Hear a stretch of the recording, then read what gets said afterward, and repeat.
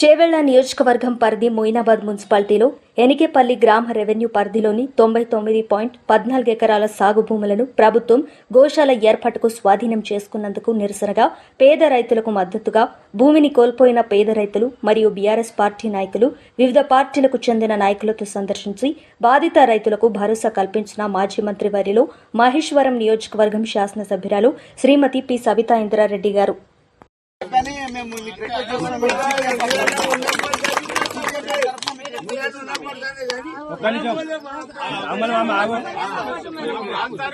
ఇంద్రానే ఉండే తర్వాత అమ్మనే ఇప్పుడు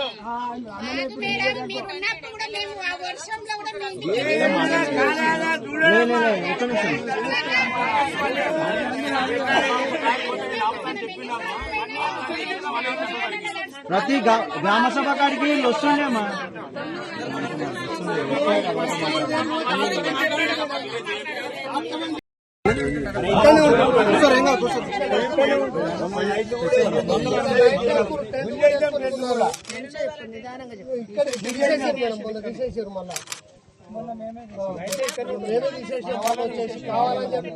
కావాలంటే మేము గ్యాస్ పెట్రోల్ వస్తాం కాదు చచ్చిపోతాం. ఇక్కడ మేము తాతలు తరుణ్ నుంచి మేము చేసుకుంటాం. ఇక్కడ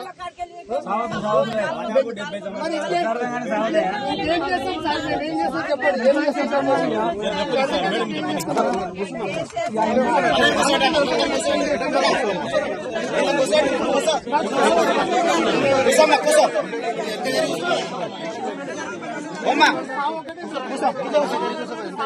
అందరి దగ్గర 2 ఎకరాలు 1 ఎకరా భూమి ఉన్నది. కానీ ఈరోజు కొత్తగా రేవంత్ రెడ్డి గారి ప్రభుత్వం గోశాల కడతాము, ఈ గోశాలకి ఇస్తాము, 100 ఎకరాలు మీరు ఖాళీ చేయాలా, మీరు విత్తనాలు వేసుకున్నా కూడా మొలకలు ఎత్తినా కూడా మీ భూముల మీరు పోవద్దు, దున్నుకోవాల్సిన వాళ్ళు కూడా ఇప్పుడు కరెక్ట్ గా టైం పొలం దున్నుకోవడానికి, దున్నుకోవాల్సిన కూడా ఎవరు పొలం మీద పోవద్దు అని చెప్పి ఆంక్షలు పెడుతూ పోలీసు వాళ్ళని పెట్టి ఇక్కడ పహారా పెట్టేసి ఇక్కడున్న రైతులు నా భూమి పోనివ్వట్లేదు అనే విషయాన్ని మొన్న 3 days బ్యాక్ మా అక్క చెల్లెళ్ళందరూ మా అన్నదమ్ములందరూ అధికారులు వస్తే గట్టిగా నిలదీసి మేమియ్యం ఈ భూములు మా భూములు మాకే కావాలి అని గట్టిగా అడుగుతున్న సందర్భంలో కేసీఆర్ గారు వెరిఫై చేశారు ఏం జరుగుతుంది, అసలు మల్లాడ భూమి ఎందుకు తీసుకుంటున్నారని. నిజంగానే వీళ్ళకి భూమి కావాలంటే ఇదే మొయినాబాద్ లో ఇదే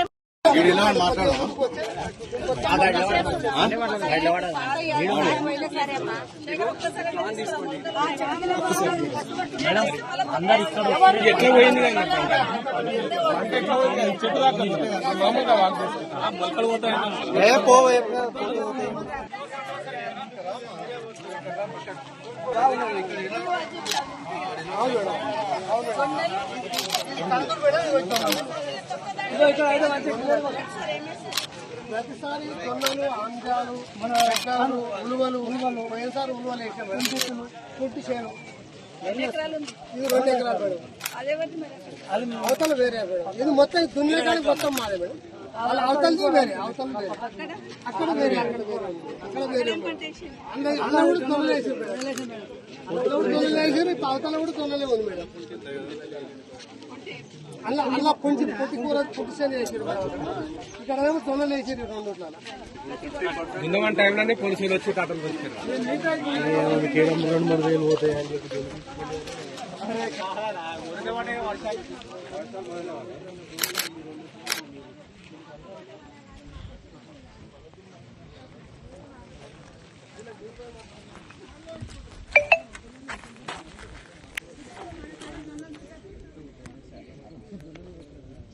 సందర్భం చూస్తా ఉన్నాం.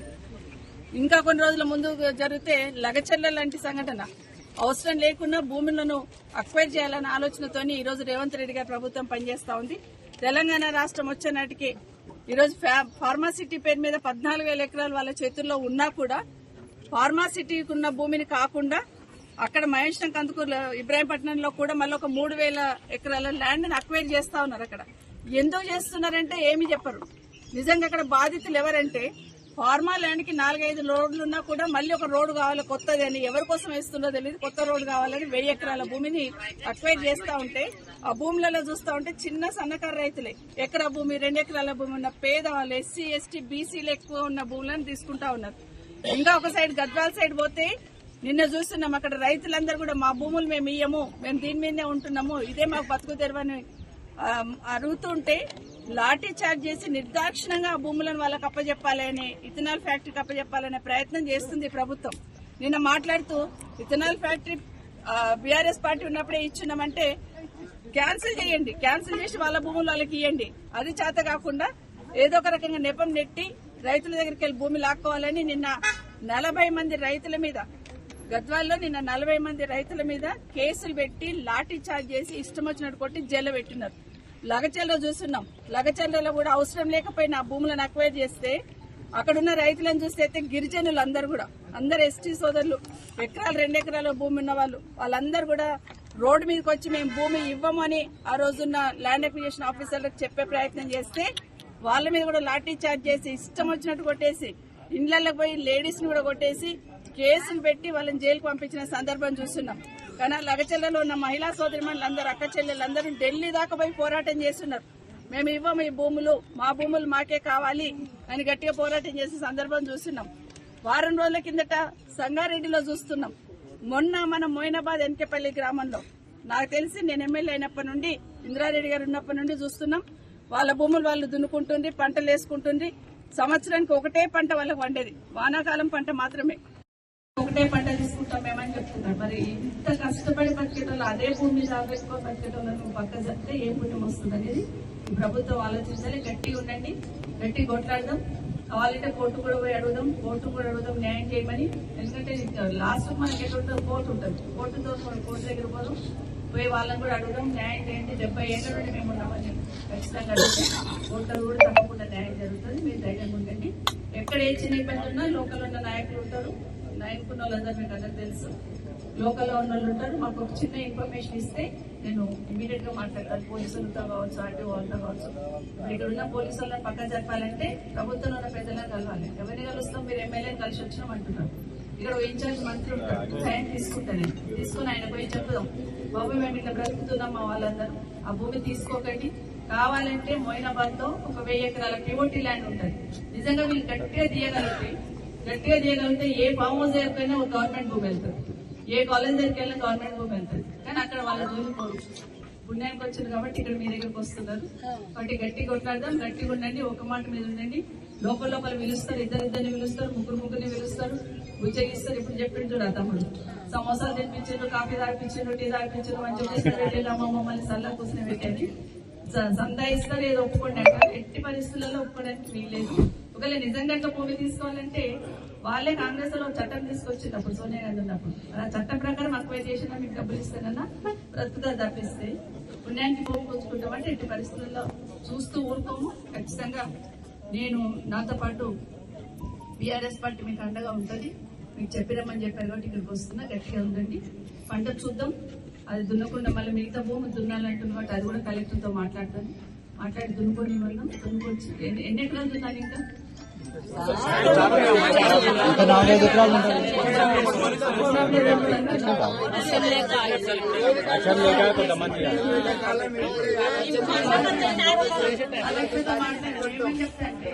రైతులు ఒప్పుకున్నాక మీరు తీసుకునే వీలేదు. ఎప్పుడు రాసిన సర్కార్ ఏంటంటే 98 రాసినట్టుంది. గేరాన్ సర్కార్ స్టార్టింగ్ నుంచి వస్తుంది మేడం, గేరాన్ సర్కార్ వస్తుంది. దాంట్లోనే మీరు ఉన్నారు.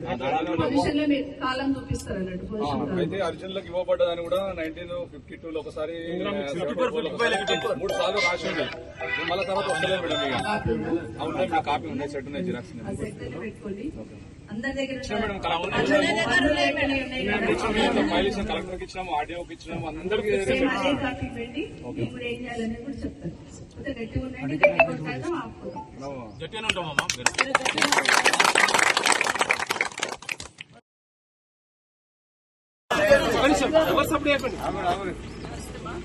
నేను ఎన్నికపల్లికి వచ్చిన గోశాల కానీ తీసుకుంటామని వచ్చేది. అది ఇచ్చిందా వీళ్ళకి? ఏమన్నా తీసుకుంటామని నోటీస్ ఇచ్చిందా? వీళ్ళకేమన్నా రిటర్న్ ఇచ్చిందా తీసుకుంటామని? గవర్నమెంట్ ల్యాండ్ ఎందుకైతే మా తాతల ల్యాండ్ నుండి వీళ్ళే ఉన్నారు. గవర్నమెంట్ ల్యాండే ఉండొచ్చు. బట్ 70 ఏళ్ళ నుండి పొజిషన్లు ఉన్నప్పుడు వాళ్ళకి రైట్ ఉంటుందా? ఉండదా?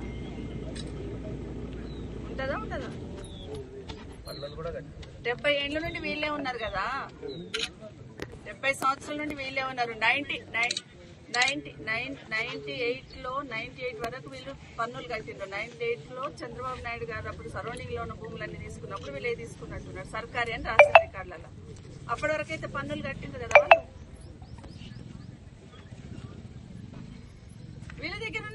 వీళ్ళ దగ్గర ఉన్నాయి, మరి మీరు ఏమైనా తీసేసిండ్రు? పైసల పట్టీలో కూడా ఉంది మేడం. అమ్మ పైసల పట్టీలలో ఉన్నాయి, పానీలలో పైసల పట్టీలు ఉన్నాయి, పన్నులు ఉన్నాయి. పైసల పట్టీలలో కాదు. చంద్రకళ గారు ఒక్క నిమిషం, నేను ఒకటి అడుగుతాను. మీకు ఇక్కడ పీఓటీ ల్యాండ్ ఒక 1000 ఎకరాలు ఉంటుంది మొయినాబాద్ లో, వాటిల్లో ఇచ్చేయండి. పీఓటీ ల్యాండ్ ఆల్రెడీ మీరు హ్యాండ్ ఓవర్ చేసుకున్నారు, ఎప్పుడో తీసుకున్నారు 15 ఏళ్ల కిందట. మీరు వెరిఫై చేస్తే ఒక 1000 ఎకరాలు వెళ్తుంది పీఓటీ ల్యాండ్. అట్లా అందులోనే తీసుకోండి. మళ్ళీ రైతులు ఎందుకు గుంజుకుంటున్నారు? మీరు ఆ రిపోర్ట్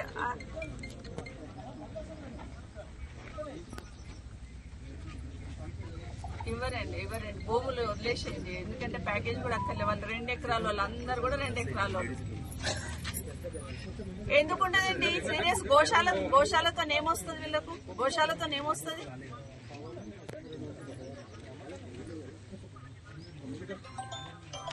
గోశాలలో ఏం దొరుకుతుందమ్మా? గోశాలలో ఏం దొరుకుతుందండి ఆర్డీఓ గారు? ఏం దొరుకుతాయి గోశాలలో? మీరు ఎట్లా మాట్లాడతారు? గోశాలలో ఏం దొరుకుతాయి చెప్పండి? గోశాలలో ఏమోపాధి దొరుకుతుంది? మాట్లాడతాను కానీ గోశాలతో ఏమొస్తుంది? వాళ్ళే పెట్టుకుంటారు. మరి ప్రతి ఎకరాలు దున్ని పంట పెట్టుకుంటే పంట పైసలు మంచి ఆలోచన ఎట్లయితుందమ్మా? మంచి ఆలోచన ఎట్లయితుంది? చెయ్యమమ్మా, చెయ్యం. మీరు రైతులను దున్ననీయకుండా కాదమ్మా, రైతులను దున్ననీయకుండా ట్రాక్టర్లు గుంజుకపోతాము, కేసులు పెడతామంటే కుదరదు. వాళ్ళ పంటలు వాళ్ళు వేసుకుంటారు. మీరు అట్లా అబ్జెక్షన్ చెప్పి ఇబ్బంది పెడితే మేము కూడా పొలిటికల్ గా చూసుకోవాల్సి వస్తుంది. ఇక మళ్ళీ ఒక లగచల్గా చూస్తారు. ఇక మళ్ళీ చూస్తారు. చెయ్యరంటున్నాను, రైతుల పక్షాన ఉంటామని అంటున్నాను. గవర్నమెంట్ అవసరం లేదు ఇది గోశాల. ఇప్పుడు అదే చెప్పండి, మీరు పైన ఫీడ్బ్యాక్ అదే ఇవ్వండి. వాళ్ళు ఇవ్వడానికి సిద్ధంగా లేరని ఇవ్వండి. వాళ్ళకి మీరు 5 ఆప్షన్లు కాదు 6 ఆప్షన్ మేము చెప్తున్నాము, ఇవ్వడానికి సిద్ధంగా లేరు. రైట్ మా